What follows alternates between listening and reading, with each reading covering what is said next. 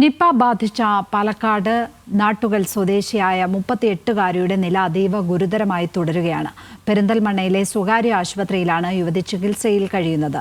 ആരോഗ്യവകുപ്പിന്റെ വിദഗ്ധ സംഘം അവരുടെ വീടിന്റെ പരിസര പ്രദേശങ്ങൾ പരിശോധിച്ചു. സംസ്ഥാനത്താകെ 345 പേരാണ് നിലവിൽ സമ്പർക്ക പട്ടികയിൽ ഉള്ളത്. ഈ റിപ്പോർട്ടോടെ ഈ വാർത്താ ബുള്ളറ്റിൻ പൂർണ്ണമാകുന്നു. ഇതിനുശേഷം ന്യൂസ് ആഫ്റ്റർനൂൺ തുടരും. നമസ്കാരം. നാട്ടുകൽ സ്വദേശിനിക്ക് നിപ്പ സ്ഥിരീകരിച്ചതിനെ തുടർന്ന് പാലക്കാട് ജില്ലയിൽ കർശന നിയന്ത്രണങ്ങൾ തുടരുകയാണ്. ഇവരുടെ ബന്ധുവായ 10 വയസ്സുകാരന് പനി ബാധിച്ചിട്ടുണ്ട്. കുട്ടിയെ ആശുപത്രിയിൽ ചികിത്സയിൽ പ്രവേശിപ്പിച്ചു. തച്ചനാട്ടുകര, കരിമ്പുഴ പഞ്ചായത്തുകളിലെ 6 വാർഡുകൾ കണ്ടെയ്ൻമെന്റ് സോണാക്കിയിട്ടുണ്ട്.